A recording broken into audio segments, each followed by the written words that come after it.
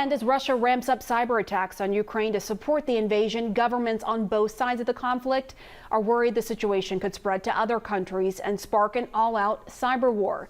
Joining me now to discuss this is Gerstell. He was general counsel for the National Security Agency and is now senior advisor at the Center for Strategic and International Studies. So Glenn, what is the risk of a Russian cyber attack in the U.S.? Well, in terms of the risk of cyber retaliation, it sure sounds like the spring is coiled about as tightly as possible right now. We've just increased sanctions today alone. As we've just heard, several Russian banks were kicked out of the SWIFT network, causing severe consequences for them. And today also, the Department of Homeland Security and the FBI, taking this risk very seriously, issued another in a series of warnings, but this one was very specific about a type of malware that's been seen in Ukraine, affecting their computers there, wiping out data, and the risk is that that's going to occur here. The three things we need to think about are: one, what is the technical capability of Russia to launch a destructive cyber attack against us? We know the answer to that, and that's clearly yes. What are our vulnerabilities? Are we vulnerable? Again, we know the answer to that. Again, clearly yes. We see all of our cyber vulnerabilities every day in the newspapers about ransomware attacks and data breaches. And then the third is, what is the risk that Vladimir Putin is going to calculate to take those capabilities and exploit those vulnerabilities against us, and how does he see that risk-reward ratio? That's the question. And if you would just be a little more specific, because Russia has enormous capabilities to harm the United States on the cyber front if it wanted to. If you could go a little bit more into detail about what that concern is. I don't want to be an alarmist here, but I also want to be able, to be prepared about what could happen.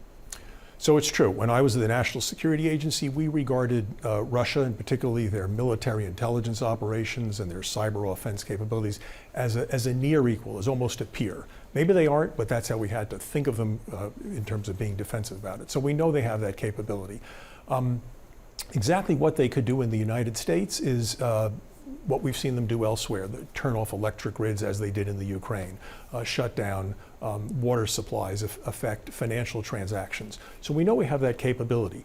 Would they do that here in the United States? It seems unlikely. Why do I say that? Because the upside for Vladimir Putin seems limited. It's not going to get him all that much more strategically.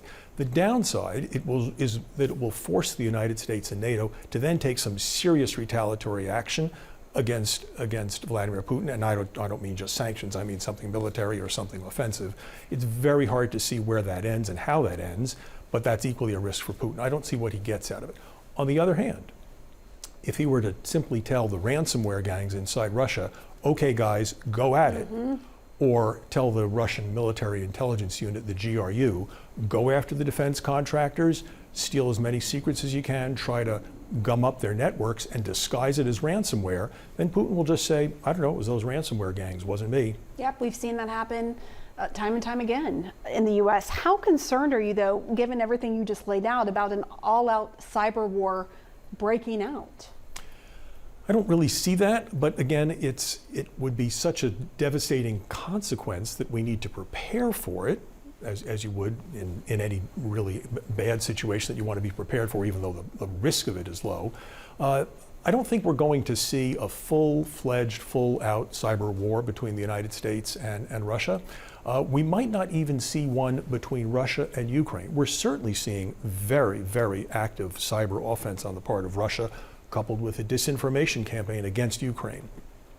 But why aren't they going full out against Ukraine? Why aren't they trying to knock off everything? Why aren't they trying to close off electric grids using their cyber offensive capability? I don't think it's because they don't have the capability. I think it's because they've made a strategic decision that they don't want to completely destroy a country because they're counting on occupying it, so they hope. And once they do that, they don't want an economy in ruins, a Ukraine that's with the citizens enraged or even more inflamed than they are, in a country that's completely dysfunctional. That's not going to look good for Putin. Yeah, that makes sense, and that's really concerning when you look ahead. You say, okay, well, they could be doing so much more that they're not doing, and that rationale makes sense, that they want to occupy Ukraine, so they don't want to create a more chaotic situation. I want to ask you about this news this morning. The infamous hacking group Anonymous claimed responsibility for recent outages on government Russian sites. What do you make of this? So Anonymous has, over the years, had various targets for political reasons. Sometimes they've been something that the United States is in favor of and sometimes against. In this case, they're clearly aligning themselves with Ukraine and trying to, at least according to their public announcements, take action against Russian websites. That will clearly embarrass Putin and cause stir up some of the citizens in Russia to wonder if this really is a good idea. Is Vladimir Putin leading us down the right path? And that's clearly Anonymous's goal in this regard. Whether it's really going to be successful is too hard to say because it's just a small step, but it will throw some sand in the gears, so to speak. All right, Glenn Gerstell, thanks so much. Great having you on set and hearing your perspective on this. A lot of people are wondering what's going to happen on the cyber front, so you really helped us better understand the current landscape. Thank you. The picture's bleak. Thank you.